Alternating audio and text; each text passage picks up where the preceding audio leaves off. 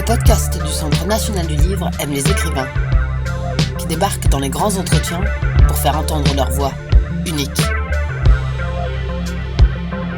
Au programme Chemin de traverse, écriture qui bouleverse. Écoutons les pensées, sages, énervées, extatiques, et laissons-nous bousculer pour ne plus revenir à l'identique.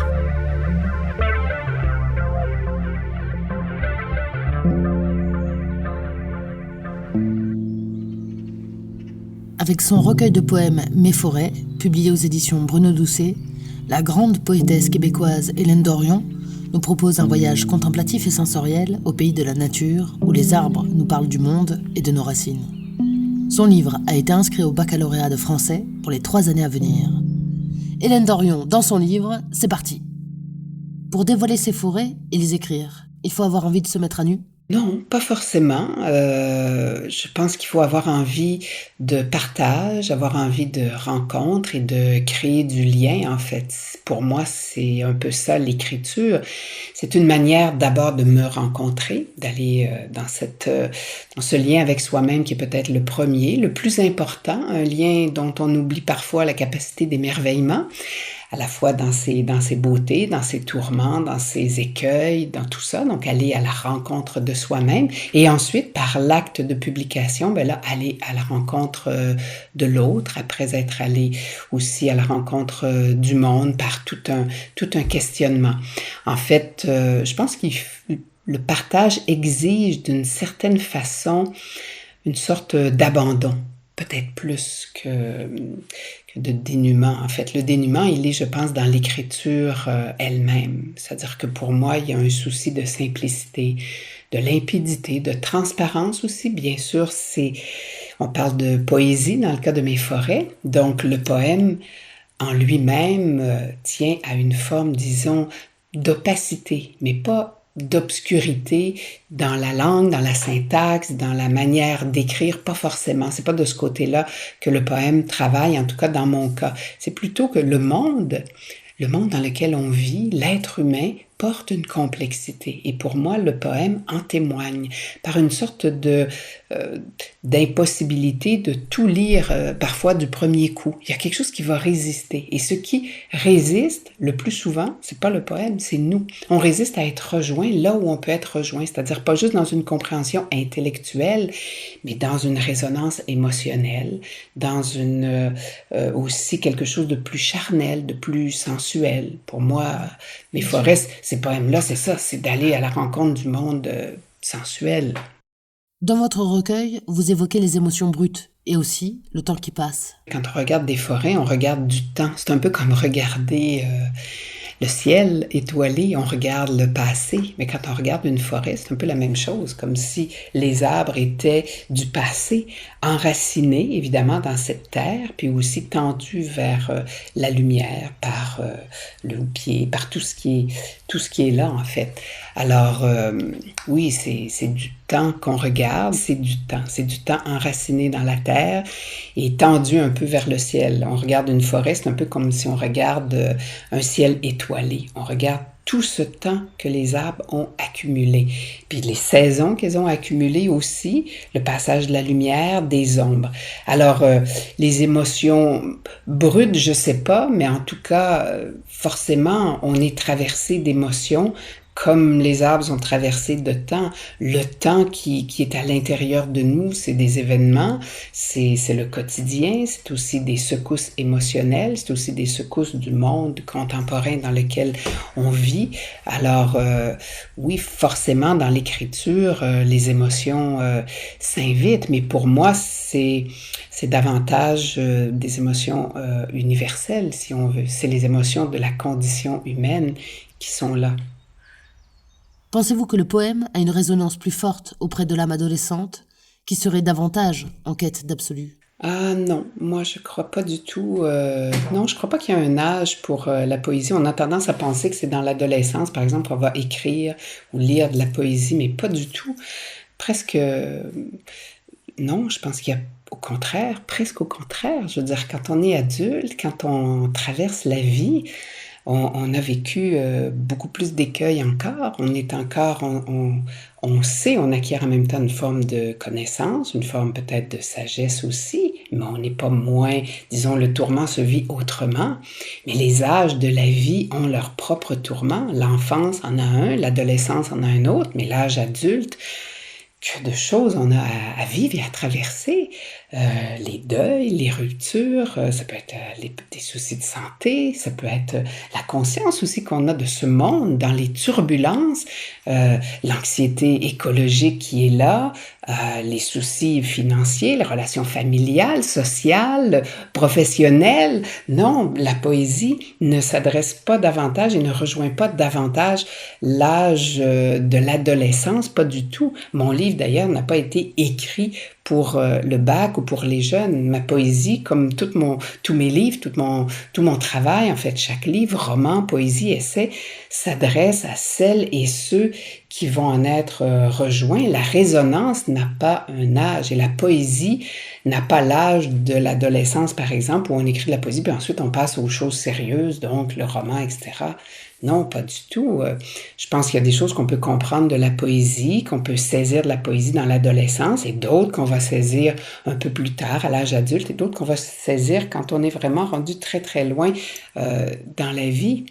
Moi, je pense que on porte cet être poétique à tout âge, mais certains moments ou certaines occasions vont faire qu'on va rencontrer la poésie. Ça peut être à travers un livre de poèmes, ça peut être à travers un événement, une lecture, une émission, un podcast par exemple, et on va dire tiens, je vais vers la poésie, peut-être qu'elle a quelque chose à me dire de ce que je ressens, mais aussi du monde, parce que la poésie ne se limite pas à l'émotion, c'est aussi un moyen de connaissance, c'est aussi un moyen de connaître le monde.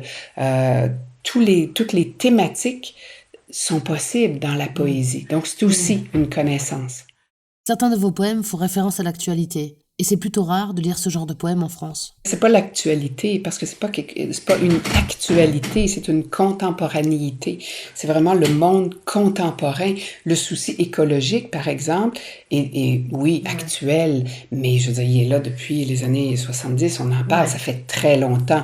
Donc, c'est un souci présent. La technologie, je questionne, par exemple, notre lien à la technologie. C'est pas du tout une critique négative pour sortir la technologie de nos vies. C'est pour questionner la place qu'on donne à la technologie dans nos vies. Alors, est-ce qu'on est toujours maître de notre lien à la technologie ou la technologie, est-ce que ce sont les portables, les téléphones, les ordinateurs, les écrans qui décident de ce que l'on fait ou si on décide, nous, de ce qu'on en fait? Donc, c'est le questionnement en fait, qui s'est invité au moment où j'ai écrit Mes forêts, parce que j'ai commencé à l'écrire en 2018, en fait, et en 2018, j'étais à Banff, dans les Rocheuses canadiennes, donc en plein cœur de ces forêts, on parlait du temps, donc des forêts qui tiennent vraiment là, du temps plein les arbres, disons. Et j'étais en train d'écrire un roman qui a pour titre Pas même le bruit d'un fleuve. Et en écrivant ce roman-là, qui se passe dans le Bas-Saint-Laurent, donc au Québec, j'étais en plein cœur d'une forêt. J'étais dans ce milieu naturel très fort, très intense. Et là, il y a quelque chose qui s'est imposé. Ils étaient devant moi. Donc là, j'ai voulu aller au plus près de l'écorce, de l'humus, du bourgeon, de la feuille. Et j'ai commencé à écrire les premiers poèmes de la première partie, L'écorce incertaine. Et je suis rentrée, je devais, mon roman allait paraître en 2020, j'allais le présenter, et est arrivé ce que l'on sait, la pandémie. Donc le confinement, et là je me suis retrouvée dans la forêt, j'habite à la fois à Montréal, au cœur de la ville, et aussi en forêt, en Estrie, à Offord. Et je me suis retrouvée donc dans ma forêt avec les arbres, qui sont des êtres vivants confinés depuis toujours eux aussi. Donc, et là, il y a eu un dialogue qui s'est installé entre eux et moi. On a tendance à imposer un discours aux arbres, au monde du vivant, mais là, j'ai voulu les laisser me parler. Et évidemment, ils m'ont parlé de leur nature, ils m'ont parlé du temps, mais ils m'ont aussi parlé de ce monde dans lequel on vivait et qui était tout à coup arrêté. Donc, ce souci écologique, ce discours écologique qui peut-être peut avoir, disons, certaines limites dans la résonance avec toutes les statistiques, les chiffres, l'approche scientifique auquel on devient peut-être un peu indifférent à force de l'entendre. Et moi, je crois que la poésie a quelque chose à nous dire justement au niveau de sa capacité émotionnelle, donc de nous mettre en mouvement. C'est ce que veut dire le mot émotion, ça veut dire nous mettre en mouvement.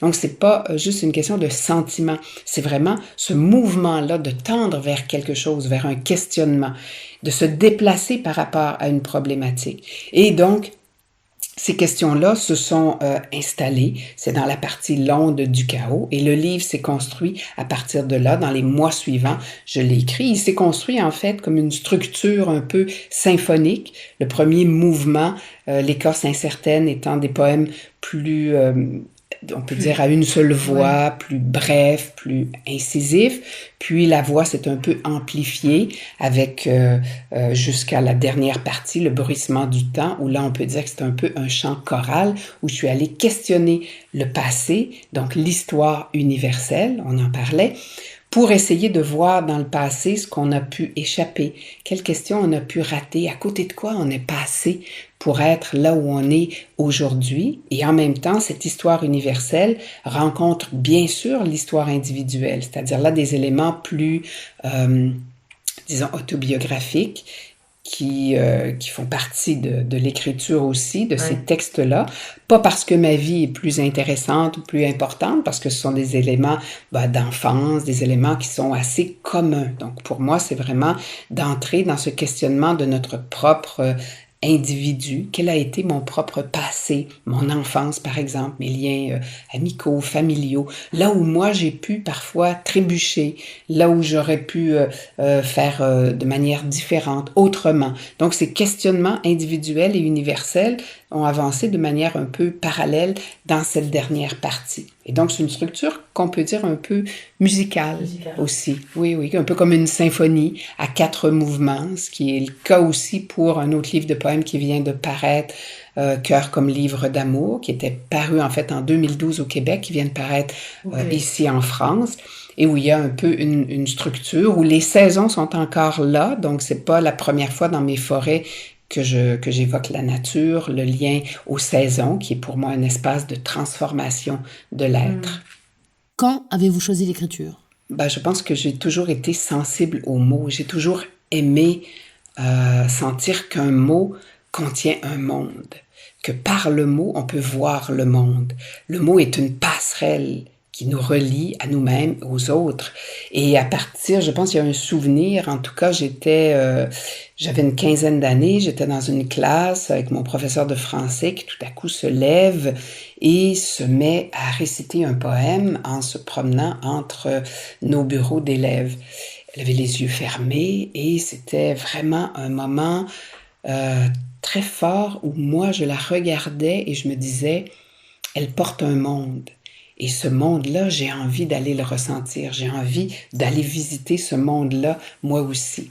Et à partir de là, j'ai su par la suite que c'était un poème de Nelly Gant, mais c'est pas pour ça précisément que ça a été pour moi un choc, mais plutôt ce que portait ce monde-là qui l'habitait.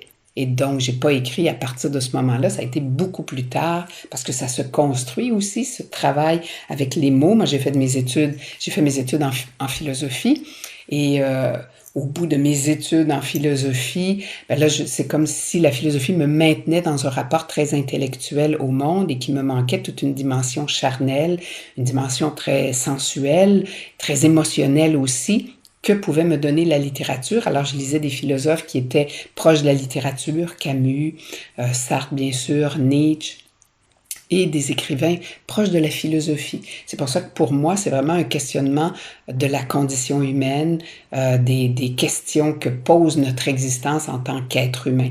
Et à partir de là, j'ai commencé donc à écrire. J'ai écrit très longtemps de la poésie et autour des années 2000, j'ai commencé à écrire des romans, poésie, ensuite des essais, un album jeunesse et plus récemment, il y a quelques années, un opéra avec l'écrivaine Marie-Claire Blais, qui est décédée aujourd'hui, mais avec qui donc j'ai écrit ce livret d'un opéra qui porte sur la vie et l'œuvre de Marguerite Yourcenar. Hélène Dorion, En quoi la nature est-elle sensuelle? Ah bah, je pense qu'elle nous dit tout de notre corps. Elle nous dit tout de ce lien essentiel à notre corps. Quand on se promène, soit en forêt ou au bord de l'océan, qu'on respire, qu'on touche un arbre, qu'on entend le bruit des feuilles à l'automne, par exemple, quand on marche, je pense qu'elle nous met en contact avec l'essence même de ce qui nous relie au monde de manière très charnelle, très sensuelle. Et donc, il y a, je pense, parmi les liens possibles, il y a le langage, il y a le corps. Donc, la nature, c'est comme ce lien-là mis en mouvement, incarné. C'est cette incarnation-là de nos sens, en fait. C'est parti pour la lecture. Il fait un temps de bourrasque et de cicatrices, un temps de séisme et de chute. Les promesses tombent comme des vagues sur aucune rive.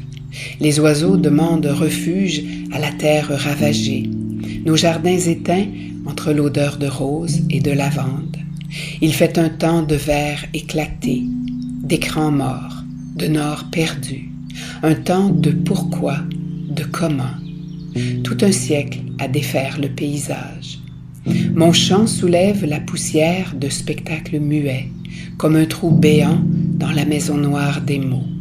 Il fait un temps jamais assez, un temps plus encore et encore plus, encore plus.